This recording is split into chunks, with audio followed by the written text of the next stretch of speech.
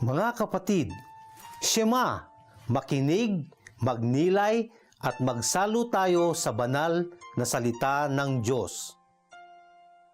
Sa ating ebanghelyo ngayon, makikita natin na binigyang halaga ng Panginoon ang alay ng babaeng balo, kahit na maliit lamang ang halaga nito, sapagkat sa ating Panginoon mahalaga na matuto tayong magbigay ng kahit anong meron tayo ng buong puso. Ngayon ay pakinggan natin ang banal na salita ng Diyos para sa ika-32 linggo ng karaniwang panahon.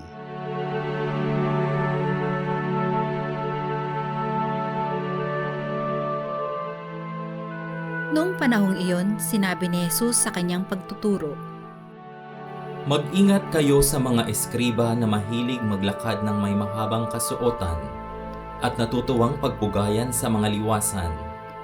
Ang ibig nila'y mga tanging luklukan sa mga sinagoga at ang mga upuang pandangal sa mga piging.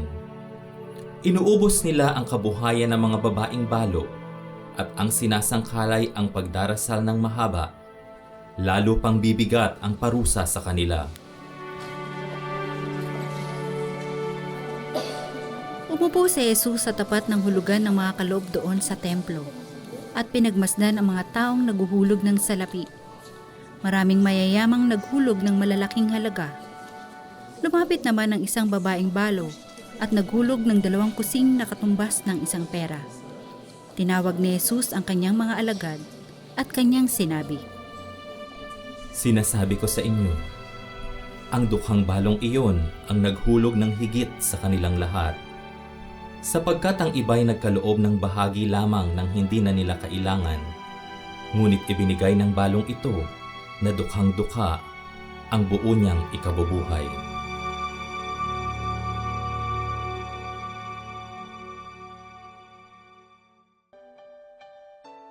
Sa tuwing tayo ay magsisimba, madalas ay naghahanda na rin tayo ng ating maiaalay. Marami sa atin ay very generous kung ang pag-uusapan ay ang pagbibigay ng ating mga alay sa simbahan. Makikita po naman natin ang kung gaano kalalaki at kagaganda ang ating mga simbahan at kapilya. Patunay po ito na marami sa atin ang hindi nakakalimot magbahagi ng ating mga blessings sa simbahan.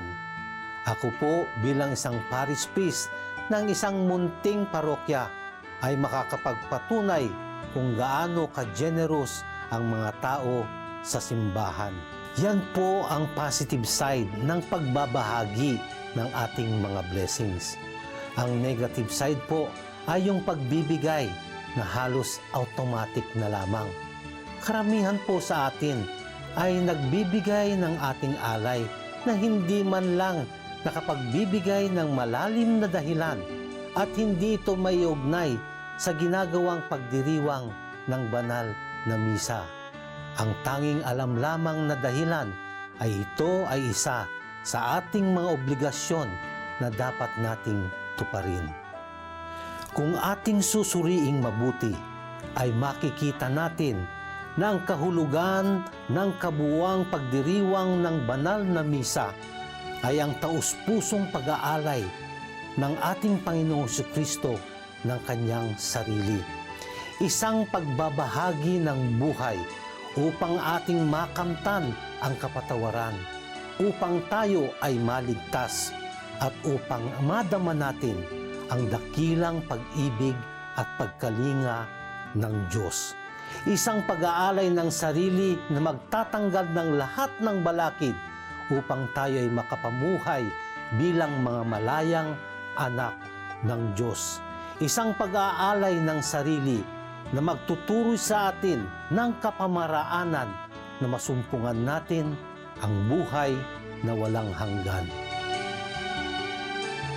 Kung atin pong babalikan ang ating ebanghelyo, ay makikita natin na pinuna ng ating Panginoong Hesukristo ang labis na makasarili at panlabas lamang na ekspresyon ng pananampalataya ng mga eskriba. Ekspresyon ng pananampalataya na kapos sa hustisya at pagkalinga lalo na sa mga mahihirap. Para sa Kanya, ito ay hindi kaaya-ayang handog. Sa kabilang dako, pinuri at binigyang halaga ng ating Panginoong Hesukristo ang alay ng babaeng balo.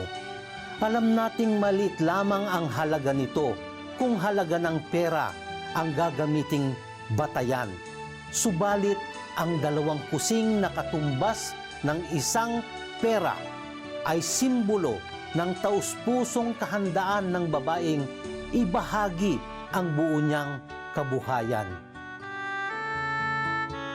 Para sa ating Panginoong Hesukristo, ito ay napakahalaga dahil ito ay mula sa isang pusong walang ibang nais kundi ang ibahagi ang kahit anumang meron siya para sa ikabubuti ng iba.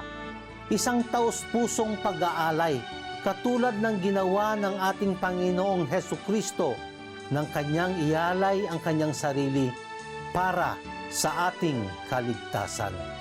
Mga kapatid, hinahamon tayo ng Ebanghelyo na huwag panatilihing automatic at obligasyon lamang ang dahilan ng ating pag-aalay, kundi taus-pusong paghahandog at iugnay natin ito sa dakilang pag-aalay ng ating Panginoon ng kanyang sarili upang makamtan natin ang kapatawaran, upang tayo ay maligtas at upang madama natin ang dakilang pag-ibig at pagkalinga ng Diyos. Ngayon po ay samahan ninyo ako sa isang maikling panalangin. Panginoon, kinikilala naming ang lahat ng mabubuting bagay na meron kami ay galing sa iyong kagandahang loob. Isinasamo naming kami ay maging katulad ng aming Panginoong Hesukristong nag-alay ng kanyang sarili para sa iba. Tulungan mo kaming mag-alay at ang aming alay ay maghatid din ng kagandahang loob at pagkalinga sa aming kapwa. Hinihiling namin ito sa pangalan ng aming Panginoong Hesukristo. Amen.